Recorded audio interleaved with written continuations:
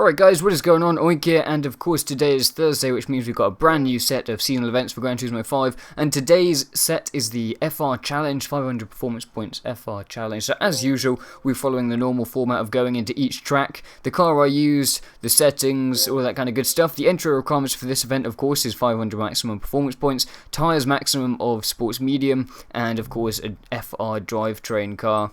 The tracks are Rome Reverse, Trial Mountain Circuit, Laguna Seca Raceway, Special Stage Route 5, and an Eiffel Kart custom track.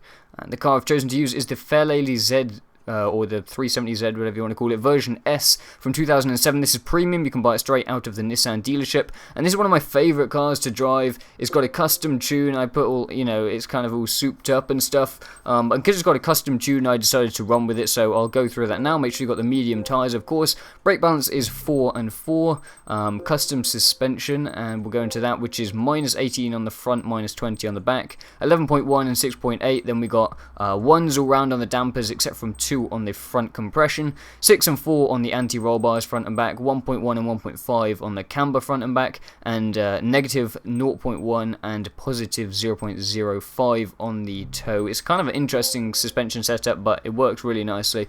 Fully upgrade your drivetrain and clutch. In the LSD settings, you're going to have 8, 15 and 10 for the 3 settings in there.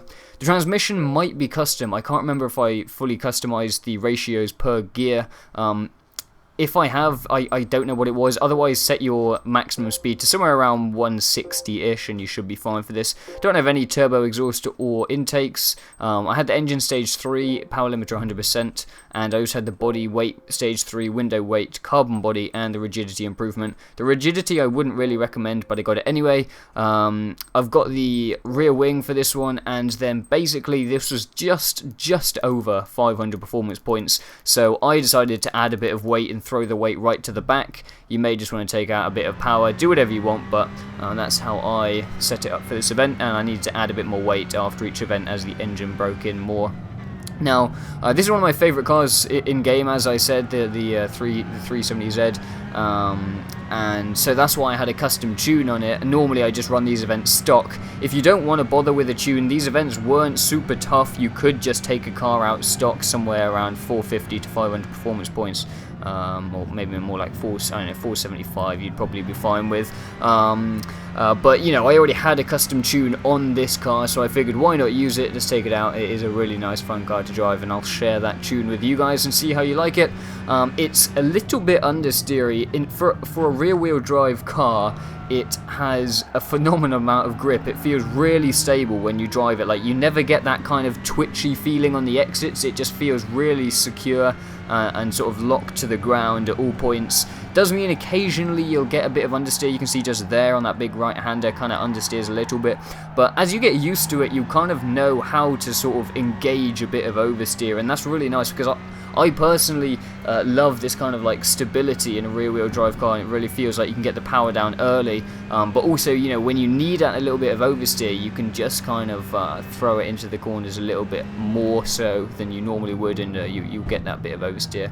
There you go, picking up first place at the very start of lap 5, and there's finishing it off with a 1:16 final lap. And we'll move on to Trial Mountain. Now the dampers, that's right, the dampers settings in the suspension for this car are quite interesting. They're all 1s except from a 2 on one of the front dampers, and because this track is really kind of like bumpy and lots of little curbs and ramps and all sorts of little things in the track surface, the very soft dampers really help with that. You'll get good contact with the surface at all times, and basically really good continuous grip. So it kind of follows what I was saying before, with it you get a really stable feeling to the car. It does sometimes reduce a little bit of sort of sensitivity, I guess, in the steering. But the stiffer suspension in terms of the kilograms of force is kind of counteracts that. I mean, it feels nice on this track and handles very well. And as I said, like, give it a go. If you don't fancy putting on the tune, then like you shouldn't really have a problem with a stock car.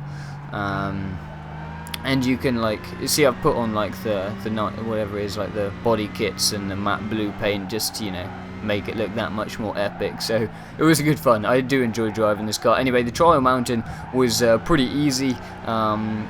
a couple corners like that, when you get to like at the top of the hill, just watch out, because you know the weight will be being thrown sort of upwards away from the track surface, and so you will lose grip a little bit. So just be aware that you will possibly pick up understeer in a few places with the tune that I've got on this.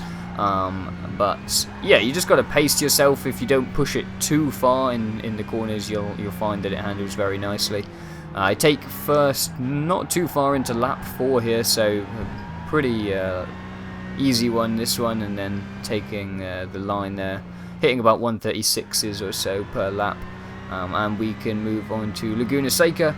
And Laguna Seca, of course, obviously a very technical track, so always be aware of the sand traps almost continuously around the circuit. Just make sure you keep good contact with the actual track surface at all times. And the other thing to be aware of is, as usual, the AI aren't the quickest around here, and they're very, very slow out of the corners. So if you find yourself right behind an AI on the exit, just be aware that they probably are going to not move very quickly out of the exit. So try and make your passes before the entrance. As you can see there, I do make a little bit of contact, but it's better to do that and get past the AI than have to be stuck behind them for the corner, because like they kind of slow down when you're near them, especially, as I said, on the exit of corners, and you literally will just get stuck behind them. So as I said, try and make your passes before the entrance of the corners, and you'll have the clear space through the corners, and you should find this to be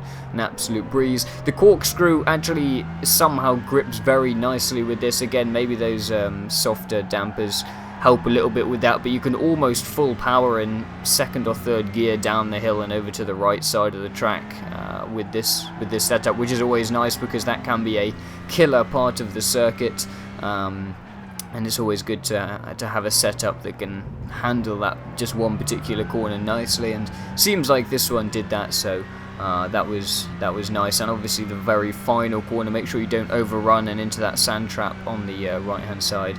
Taking first place about halfway round, or just sort of coming up to the end of lap 4, just before the corkscrew, and lapping about 135s on Laguna Seca. Move on to the penultimate track, which is Special Stage Route 5. I bumped up the brightness a little bit so you guys can see this, because it's obviously the nighttime track. Car understeers a little bit on this track, which is interesting. Well, actually, I find with this track, actually, this is quite a common thing. It's like it's got quite like contrasting handling performances in different areas of the track. That corner just there, when you're at the bottom of the hill and you go up it, a bit too much gas or a bit too much sort of inward angle can cause the car to oversteer a bit nastily, but other areas like this one here, you'll find if you don't get the apex just right, it'll actually push you wide and you'll get a lot of oversteer. In the little left-right chicane, actually, I just kind of skipped past it. Well, I didn't skip past it, I didn't mention it at the time, but in that little sort of left-right chicane, as you go like up the hill kind of, if you guys know what I mean, the AI have trouble there. They seem to bump off the wall and then like bounce back into the middle of the track. So if you're having to make a pass there, just be aware that the AI might be making mistakes in that section, as well as the big left like 270-degree tunnel after the home straight here. That big left-hander, the entrance to that, they can also mess it up and crash into the wall and kind of go skidding across the entrance to the tunnel. So again, a couple of areas to be wary of the AI's slightly interesting behaviour on this track. But other than that, again, it shouldn't be too much of a difficult one to get first. Again, coming lap 4, this seems to be a common theme around lap 4, taking the lead. And looks, well, I got a 132 best lap there, but yeah, so somewhere around 132s, but I didn't look like I was getting the greatest laps. And we're looking at the final track here, which is an Eiffel Custom, and I'm pretty sure this is a recycled track. I'm almost positive that this exact track was used in like one of the FF events or one of the lightweight events. Like, I remember driving, I don't know, it was like a Mini or something like that around here. I can't remember exactly what it was, but I feel like there was something with forward-wheel drive cars on this exact track. So, kind of interesting to drive it again with a more powerful rear-wheel drive car. The car understeers a lot on this track. just basically take it nice and slowly, like around the corners. Just don't be impatient. If you fancy it, you can just slam the throttle and, you know, try and slide some of the corners for a bit more excitement. But otherwise, it is kind of a patience game with this one. You can see, look how slow. I don't understand. They just don't go anywhere on the exit. So again, another one to watch out for the AI going very, very slowly on the exit of corners. And I overcooked the exit on that one. But yeah, basically, using my tune, just be very wary of the understeer on this track. You want to enter the corners, you know, at a reasonably slow speed, and just watch how early you accelerate out. Otherwise, it might push you wide. Taking first place just at the end of lap 4, coming onto the straight here again, getting stuck behind that RX-7 and finishing the race there, coming off the grass and messing up that last right-hander. But that kind of wraps it up. Hope you guys found this video helpful, and we'll see you guys soon. Peace.